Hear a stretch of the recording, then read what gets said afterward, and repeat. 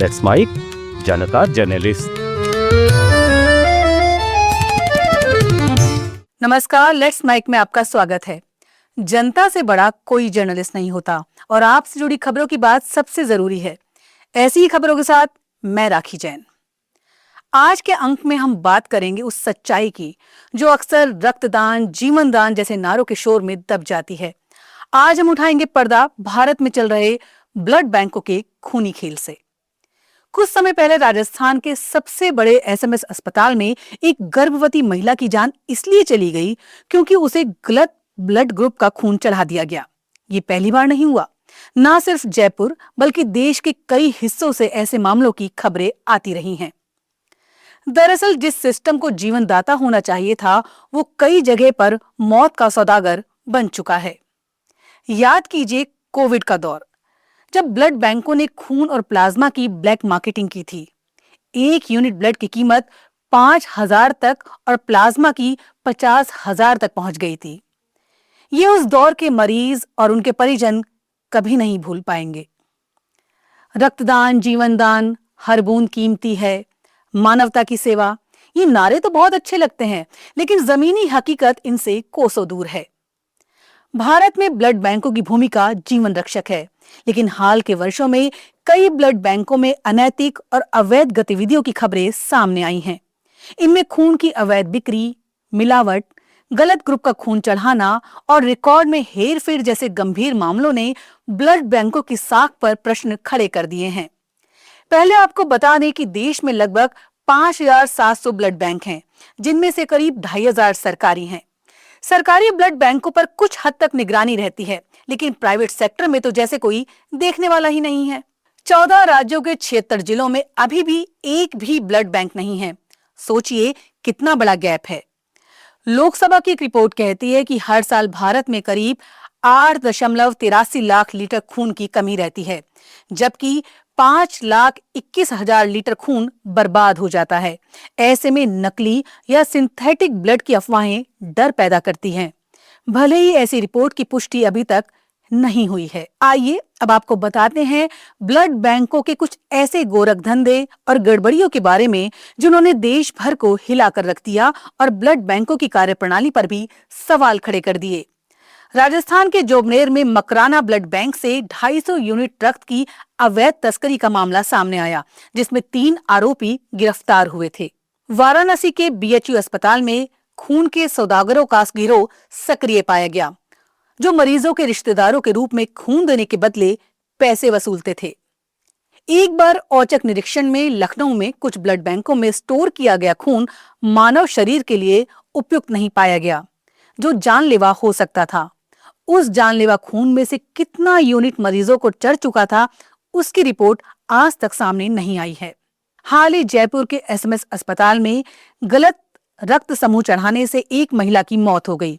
इससे पहले भी ऐसी घटना यहां हो चुकी है, जिसमें एक युवक को अपनी जान से हाथ धोना पड़ गया था। ग्वालियर में ब्लड बैंकों पर छापेमारी के दौरान रिकॉर्ड में गड़बड़ी और अपूर्ण जानकारी पाई गई। रिकॉर्ड ही नहीं मिला। बिहार के गया में फर्जी डोनर कार्ड घोटाले के बाद रक्त देने की प्रक्रिया को बंद करना पड़ा। हालत यह है कि private blood bank blood camp लगाकर आम लोगों का खून लेते हैं, लेकिन बाद में उसी खून को दूसरे राज्यों में ऊंचे दामों में बेच देते हैं। ब्लड बैंक को कैंप लगाने की मंजूरी इस शर्त पर दी जाती है कि ब्लड बैंक में ब्लड लेने वाले व्यक्ति से बदले में ब्लड नहीं लिया जाएगा, जबकि उसी खून को हजारों रुपए में बेचा जाता है। ये भी जानकारी मिली है कि कैंपों में एकत्र किए गए खून से प्लाज्मा निकाल लेते हैं और उसे महंगे भाव में बेच दिया जाता है। It's time for news. It's time for more than radio. Presenting the first radio news app, Let's Mic.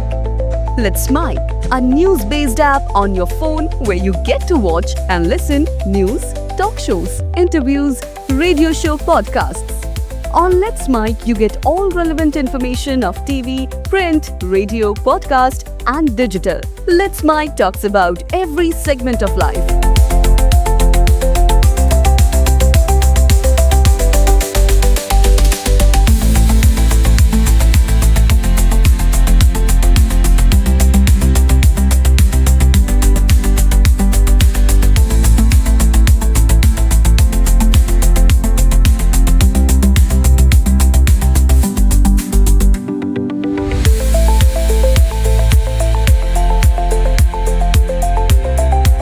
Let's Mike is not just a revolutionary idea. Download the app now from Play Store. Available both on Android and iOS mobile phones.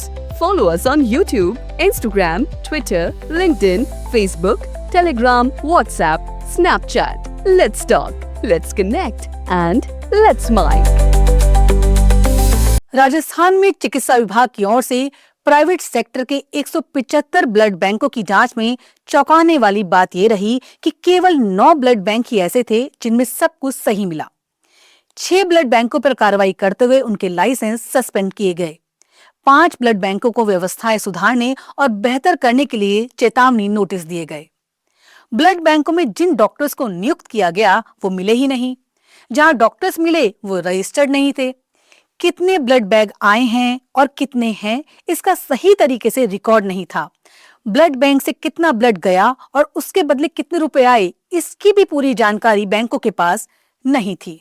Blood storage के लिए जो temperature होना चाहिए वो पूरी तरह से maintain नहीं था। ऐसे में ब्लड खराब होने का खतरा था। कई जगह staff training record, cash receive book नियमानुसार नहीं थी। इनमें कमियां थी। राजस्थान की ड्रग कंट्रोलर अजय फाटक और ड्रग आयुक्त एच गुइटे ने बताया कि जांच के बाद नोटिस दिए गए और फिर ब्लड बैंकों की ओर से दिए गए जवाब के बाद कार्रवाई की गई। अभी और भी जांच जारी है। गड़बड़ियों का सिलसिला यहीं नहीं रुकता। निजी अस्पताल और ब्लड बैंक रक्तदान न होने पर प्रति यूनिट 2000 से 6000 रुपए तक वसूलते हैं। इसके अलावा रक्तदान होने पर भी प्रोसेसिंग फीस ली जाती है। भारत सरकार की गाइडलाइन के अनुसार ब्लड बेचा नहीं जा सकता, केवल प्रोसेसिंग फीस ली जा सकती है। लेकिन अधिकांश ब्लड बैंक इस नियम को मानते ही नहीं हैं। देश के अधिकतर अस्पतालों में पुरानी एलाइजा जांच तकनीक का उपयोग होता है। दिल्ली जैसी जगह पर भी कुछ ही आधुनिक एनएटी जांच उपलब्ध है, जबकि पुरानी तकनीक के कारण एचआईवी और हेपेटाइटिस जैसे संक्रमणों की जांच में सटीकता कम हो सकती है, जो मरीजों के लिए खतरनाक है। चलिए, ये तो बात हुई ब्लड बैंक में गड़बड़ियों की। अब आपको बताते हैं कि खून लेने और देने के क्या नियम और प्रोटोकॉल हैं, ताकि आप जागरूक रहें और आपको सही जरूरत पड़ने पर परेशान ना होना पड़े। नियमों के अनुसार रक्तदान करने वाले व्यक्ति की उम्र 18 से 65 वर्ष होनी चाहिए, वजन कम से कम 45 किलो और हीमोग्लोबिन स्तर 12.5 ग्राम या अधिक होना चाहिए। उसे स्वस्थ होना चाहिए और कोई भी संक्रामक रोग जैसे एचआईवी, हेपेटाइटिस, मलेरिया नहीं होना चाहिए। खून देने से पहले मेडिकल इतिहास लिया जाता है और शारीरिक जांच की जाती है। एनबीटीसी के अनुसार दानकर्ता को पिछले 6 महीनों में टैटू, सर्जरी या कोई नशीली दवाओं का उपयोग नहीं करना चाहिए। जान लीजिए कि रक्तदान स्वैच्छिक और बिना पैसे के लेन देन के होना चाहिए। दान किए गए ब्लड की अनिवार्य जांच की जाती है ताकि ये सुनिश्चित हो कि वह संक्रामक रोगों से मुक्त है। जांच में एचआईवी 1 और 2 की जांच, हेपेटाइटिस बी और सी की जांच, वीडीआरएल और टीपीएचए मलेरिया जांच अनिवार्य है।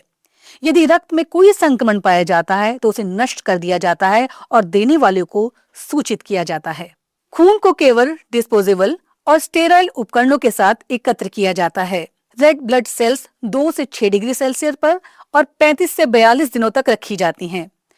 प्लेटलेट्स 20 से 24 डिग्री सेल्सियस पर 5 दिनों तक निरंतर हिलाने वाली मशीन में रखी होनी चाहिए।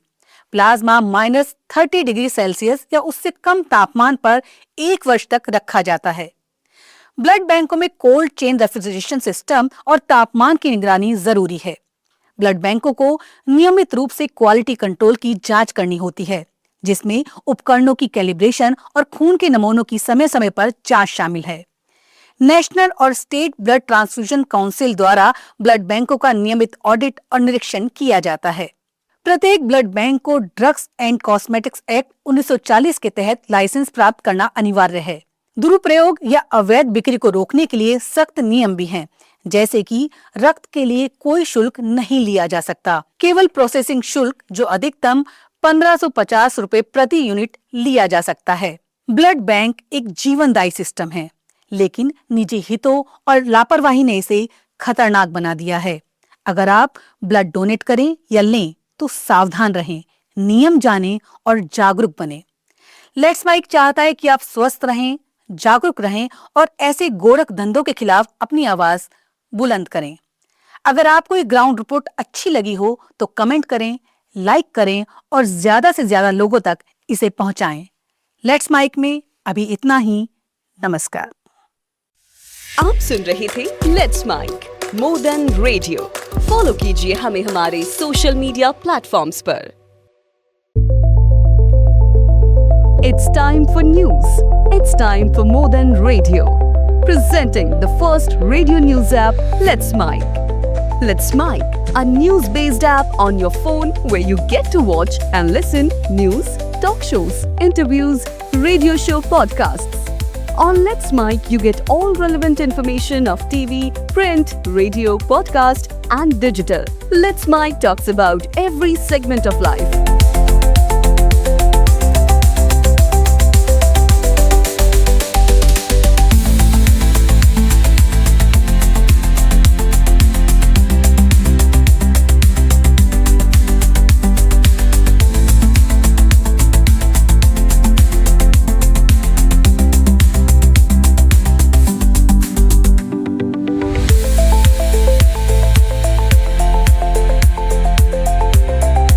Let's Mic is not just a revolutionary idea. Download the app now from Play Store. Available both on Android and iOS mobile phones.